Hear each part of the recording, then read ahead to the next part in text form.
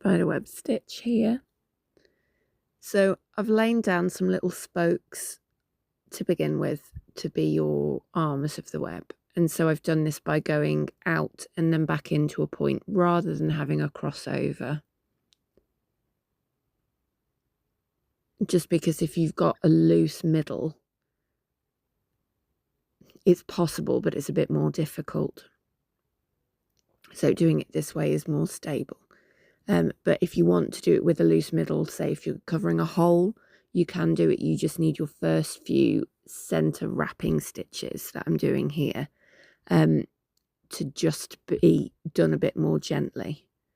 So what you do is you thread without going under the fabric. You're just going under the threads. You go over one and under two. So you go over one and under two. So it takes you back over one that you've just been under.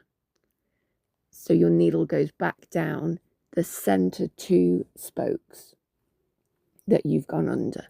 And this means that you get like a corded web line on each, but then full coverage underneath.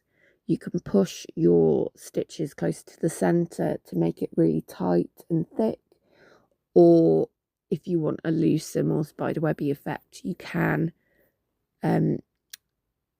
leave a gap between your stitches, but this won't be as stable.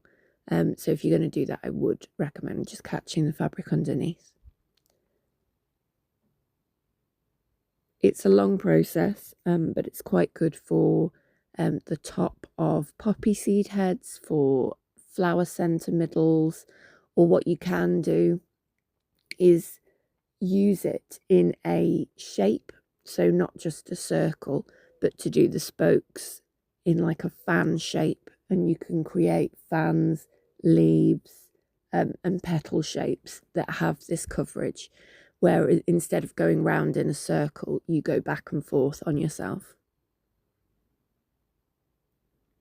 It is much easier to do this on a small hoop that you can turn and move with you rather than moving around it, because it is just easier to go in the same position.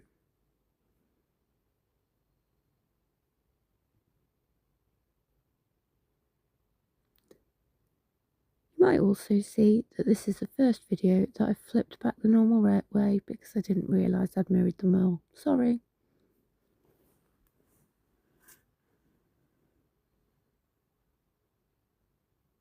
You can leave a little bit of spoke bare, but it is best